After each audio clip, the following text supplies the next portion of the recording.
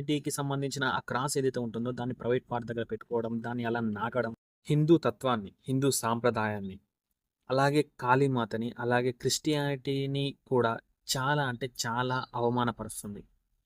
ఈమె ఏం చేసిందంటే క్రిస్టియానిటీకి సంబంధించిన సిలువ ఏదైతే క్రాస్ ఉంటుందో దాన్ని తన ప్రైవేట్ పార్ట్ దగ్గర పెట్టుకొని అడల్టేటియర్‌కి సంబంధించిన ఒక సాంగ్‌ని కంపోజ్ చేసి అది యూట్యూబ్‌లో పెట్టింది. ఇప్పుడు అది తెగ వైరల్ అయిపోతుంది. అందరూ ఈమెని బ్యాన్ చేయాలి అని కూడా అంటున్నారు.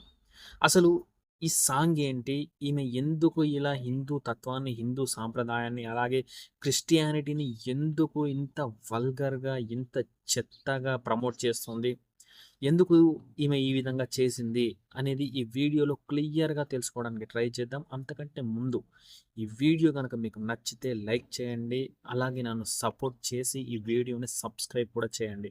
అలాగే ఈ వీడియోని షేర్ కూడా చేయండి. అది మీ అందరి బాధ్యత కూడా. ఈమె పేరు టామీ జెన్నిస్. అయితే వీళ్ళ తల్లిదండ్రులొచ్చేసి ఒకరు తమిళియన్ అయితే మరొకరు స్వీడిష్. అయితే ఈమె కెనాడియన్ ర్యాపర్ సింగర్. ఈమె ఇప్పుడు ప్రస్తుతం యూఎస్‌లో ఉంటది. అయితే ఈమె పూర్తి పేరేంటో తెలుసా? జెన్నిస్ యాస్మిన్ మోహన్ రాజ్. అంటే ఈమె పేరుని 3 మతాలను కూడా రీప్రజెంటేట్ చేస్తుంది. అంటే వీళ్ళ తల్లిదండ్రులు ఈమెకు ఇలా పేరెందుకు పెట్టారంటే, మాకు 3 మతాల మీద కూడా గౌరవం ఉంది అని చెప్పుకోవడానికి ఈమె పేరు ఇలా పెట్టారు. కానీ ఈమె చేసే పద్ధతులు మాత్రం చాలా చెండాలంగా అంటే చాలా చాలా చెండాలంగా ఉన్నాయని చెప్పచ్చు. అయితే ఈమె బొట్టు, అలాగే ఈమె నగలు, అలాగే ఈమె జడ ఇవి అన్నీ కూడా హిందూ సాంప్రదాయ స్త్రీలు ధరించే విధంగా ఉన్నవి, అనుకరించే విధంగా ఉన్నాయి. అయితే ఈమె మాత్రం ఇలాంటి కాస్ట్యూమ్ యేసుకొని, ఈ విధమైన చెండాలమైన సాంగ్‌ని కంపోజ్ చేయడం ఎంతవరకు కరెక్టు? అయితే ఈ సాంగ్ పేరొచ్చేసి 'ట్రూ బ్లూ'. ఎందుకమ్మా నువ్వు ఇలాంటి సాంగ్ చేశావని ఆమెను అడిగితే ఆమె చెప్పిన సమాధానం ఏంటి తెలుసా? నన్ను చిన్నతనంలో చాలామంది కూడా బ్రౌన్ గర్ల్ అని, అలాగే మిక్స్ గ్రేస్ అని చాలామంది జనాలు నన్ను బుల్లింగ్ చేసేవారు అని ఆమె చెప్పుకొచ్చింది. కానీ ఆమె ఇప్పుడు చేసేదేంటి? సెక్స్ అనే పదాన్ని చాలా బహిరంగంగా, చాలా ఫ్యాషన్‌గా మాట్లాడుతున్నారు. ఓకే. అది ఎడ్యుకేషన్ పర్పస్‌గా మాట్లాడే వరకు ఓకే. కాకపోతే అది ఎప్పుడైతే వల్గారిటీగా మారిందో, ఒక వల్గారిటీని ఎక్స్‌పోజ్ చేస్తుందో, అప్పుడు ఏమవుతదంటే, ఒక యూత్‌ని మిస్‌గైడ్ చేసే రూట్‌లో ఎళ్ళిపోతదన్నమాట ఆ పదం అనేది.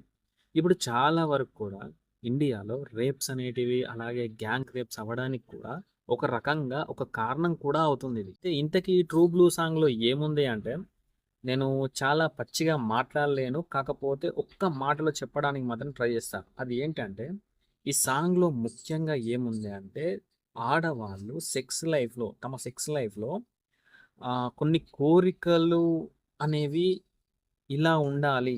మేము వీటిని కోరుకుంటాము అని చెప్పడం జరిగిందన్నమాట ఆ సాంగ్‌లో. ఆ సాంగ్ కంపోజ్ చేసేటప్పుడు ఈమె శరీరం అంతా బ్లూ కలర్‌లో ఉందన్నమాట. అంటే నీలం రంగు. ఈ నీలం రంగు అనేది మన రాముడు గానివ్వండి, అలాగే కృష్ణుడు గానివ్వండి, అలాగే కాళీమాత గానివ్వండి, మనం వాళ్ళ రూపాలలో దీన్ని చూసాం. అంటే సో, మనకు ఆ నీలం రంగు అనేది ఒక పవిత్రంగా మనం భావిస్తాం.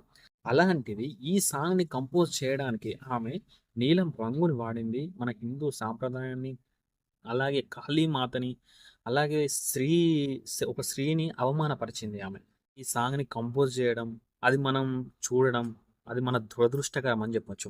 అలాగే క్రిస్టియానిటీకి సంబంధించిన ఆ క్రాస్ ఏదైతే ఉంటుందో దాన్ని ప్రైవేట్ పార్ట్ దగ్గర పెట్టుకోవడం, దాన్ని అలా నాకడం, అది అసలు ఎవ్వరికి కూడా నచ్చడం లేదు. ఇప్పుడు సోషల్ మీడియాలో ర్యాపిడ్ ర్యాపిడ్ ఇస్ ఆహ్, లిమిట్ క్రాస్ అని చెప్పి ఒక హ్యాష్‌ట్యాగ్ అనేది వైరల్ అవుతుంది.